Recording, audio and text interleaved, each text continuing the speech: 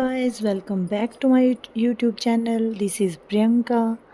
आज हम करेंगे most important vocab related to marriage. तो ये हमारे जैसे कॉम्पिटिटिव एग्ज़ाम होते हैं उनमें ये मोस्ट ऑफ पूछे जाते हैं। तो ये जो मोस्ट इम्पोर्टेंट वोकैब है रिलेटेड टू मैरिज उसके बारे में आज हम बात करेंगे विद ट्रिक्स, ताकि आप इज़िली उनको याद कर पाओ और लॉन्ग लास्टिंग आपको वो चीज़ें याद रहें। तो सबसे पहले हम बात करते हैं अडल्ट्री की। अडल्ट्री। अब अडल्ट्री क्या होता है? अडल्ट्री होता है यानी कि जो the practice of having extra martial relation. मतलब इसमें क्या होता है कि जो एक्स्ट्रा मार्शियल अफेयर होता है जिनका, उसको बोलते हैं अडल्ट्री। जो एक्स्ट्रा मार्शियल अफेयर रखते हैं उसको हम बोलते हैं अडल्ट्री। ठीक है।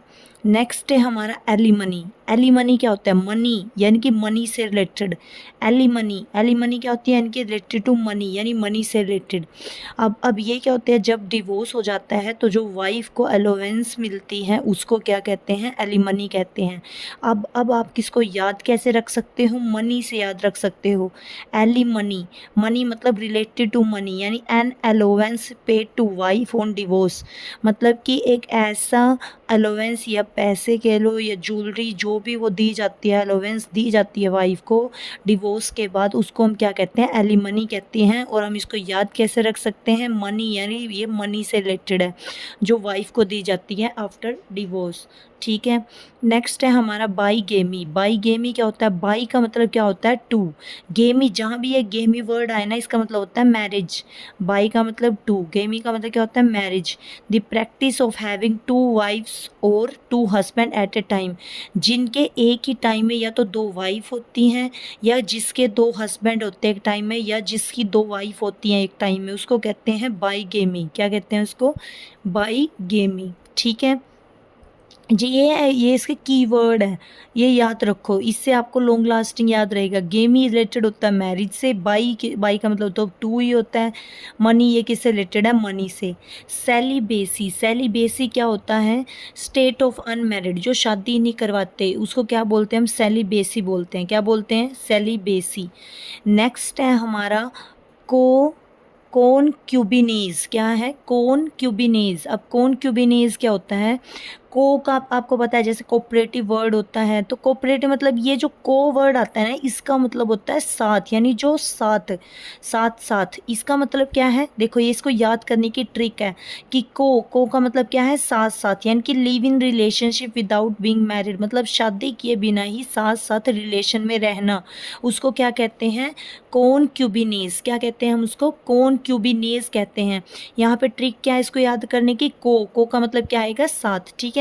नेक्स्ट है हमारी मीजोगेमिस्ट। मीजोगेमिस्ट क्या होता है? मीजो का मतलब है हेट। मीजो का मतलब क्या है? हेट। ये इसका कीवर्ड है इसको याद करने का।